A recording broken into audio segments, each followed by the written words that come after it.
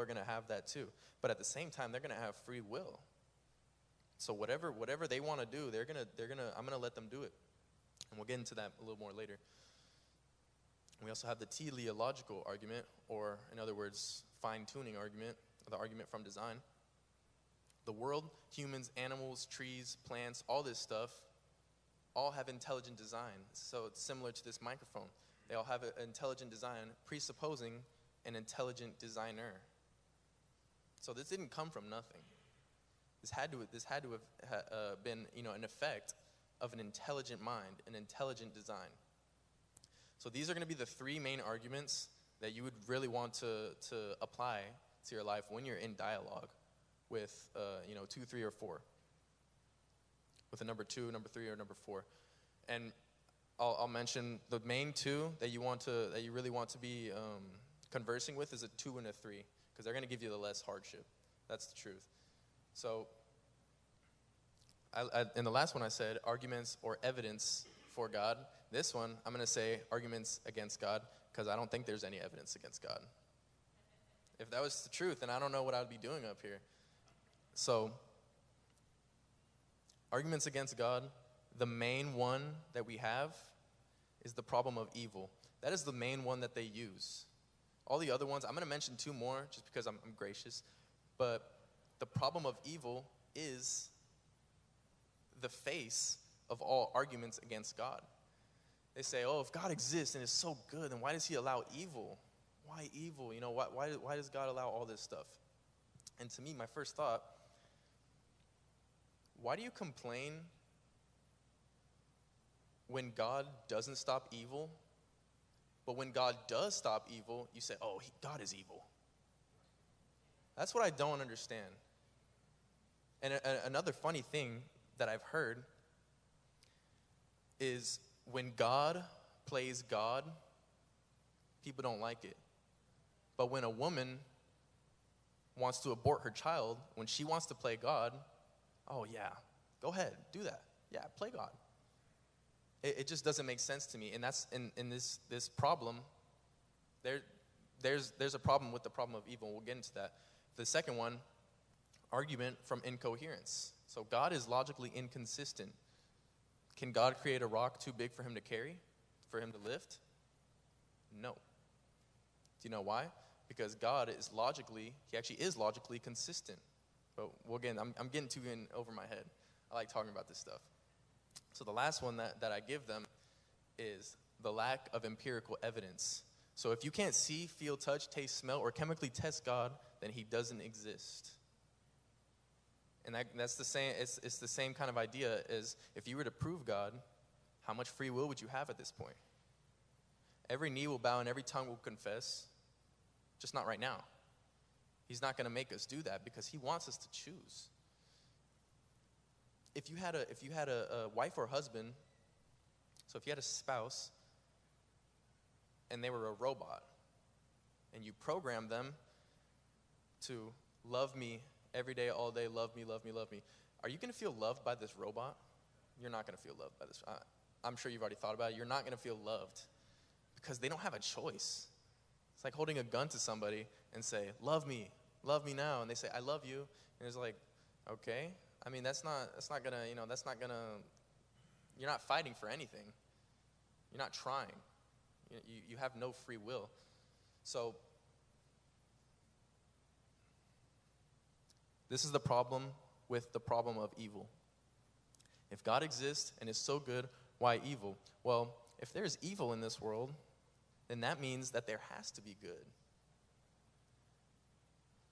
Evil, it has to be good. There's no in between. The same way as you can't have shadows if you don't have a sun. You need a sun to have shadows. The choice to commit an evil act lays on the agent. You and me, we have the choice. It's not God's choice.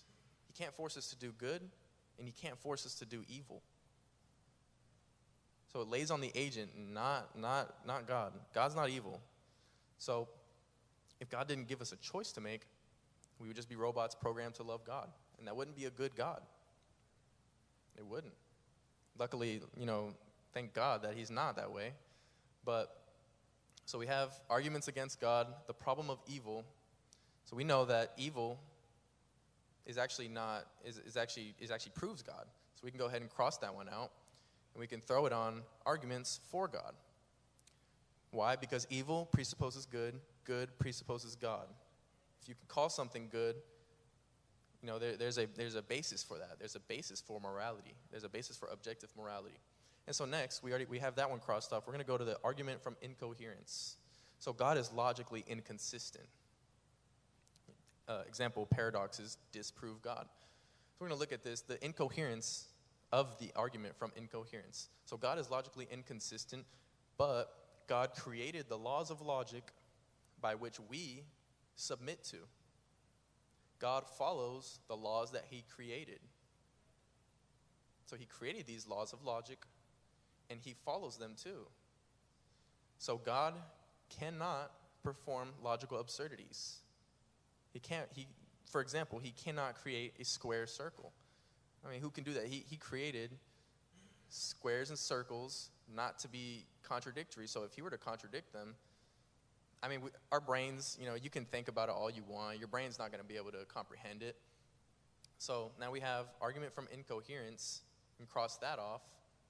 And we can go ahead and throw that on the arguments or evidence for God, because God is consistent to his own laws of logic.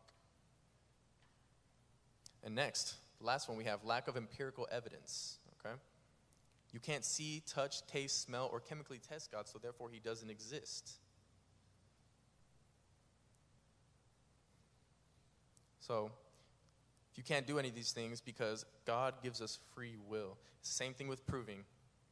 God gives us free will, and if God were to prove himself to be true to everyone, we wouldn't have much of a choice but to bow down and worship. God's not going to make it that easy for us.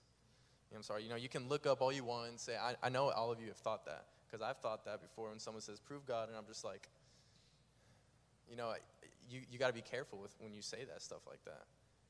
Because, I don't know what God could do. I don't know when the trumpets are going to blast, Maybe it's not something that you want right now. So we'll take that. We'll go ahead and cross that one out and add it to our arguments or evidence for God. So the evidence shows that unless you are completely ignorant to reality, which sadly a lot of people are, then you would be able to realize that the evidence for an intelligent mind is the intelligent design that is all around us. In the same way, you would be able to realize that life is good, death is bad. It's not a coincidence. It's not a coincidence. He made it that way, and we follow by that, whether you want to admit it or not. I see a lot of atheists talking to people in a conference. They'll do Q&As, and they'll sit there and they'll say, why is God evil? Or they'll say all this stereotypical stuff, but in the process of them doing that, they kind of expose their own inconsistency in their worldview. They expose the fact that evil is bad. And the guy on the stage, he always says, well, why is that a bad thing? By your worldview, we're just space dust. We're space dust. Who cares if I kill somebody? That's just your opinion. So why, as an atheist, why are you condemning me if you believe that it's just my opinion? And I'll say, well, because God gave us his objective morality. So we are made in the image of God because we're not beasts and we don't go around killing people. We don't do that. We're trying to preserve life. So unless you're completely ignorant to reality, you would also believe that we are not just space dust floating around. Who wants to live life like that? Absolutely nobody. I'll tell you right now. Nobody wants to be meaningless. That is the essence. That is what glory really means, is to be used, to feel, useful. Who doesn't want to feel useful? Everybody wants to feel useful. So next, we got the arguments for God out of the way. But this one will cater to followers of Yeshua a little bit more, I think, in my opinion. So is Jesus God? Any proof that Jesus is God? Again, it couldn't be proven, and we wouldn't have, if it was proven, we wouldn't have much of a choice. So I can't prove anything but I can give evidence for the claim that Jesus made. Multiple eyewitnesses attest to the risen Christ. And I know what you're thinking, yeah, eyewitnesses. I used to think, well, why can I trust these people? Why can't I just trust what somebody says? Yeah, I always used to think about it. What if they were just lying? I mean, they do this lie, they do all this stuff, and now they have all the power in the church. It seems worth it, right? That's not exactly how it goes. So why should we trust eyewitness accounts then?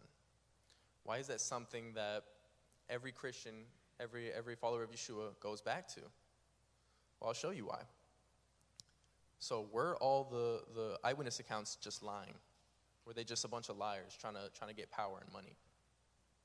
If so, then this would be the greatest conspiracy theory or lie that has ever been told and kept. So what makes a conspiracy theory work? The fewest amount of co-conspirators. The fewest amount of co-conspirators, because it is easy to keep a lie between two people. Try 500. It's not going to work too well. So there's already one piece of evidence that leads to why Jesus Christ is God. There's 500 people who have to keep the same story. That's not easy. And the next one is good communication between co-conspirators. Did they have good communication? I mean, were they calling each other on their phones? They say, hey, it was 3 days. Don't forget that part. It was 3 days and he rose. No, that didn't happen. We know because allegedly Thomas was all the way in India and Paul all the way in Rome. There's no way they could communicate. So they kept the same story. They kept it consistent even though they couldn't talk to each other. The next one is hold conspiracy for the shortest amount of time. 60 years? I mean, I'll be blessed if I could keep a white lie for 5 minutes.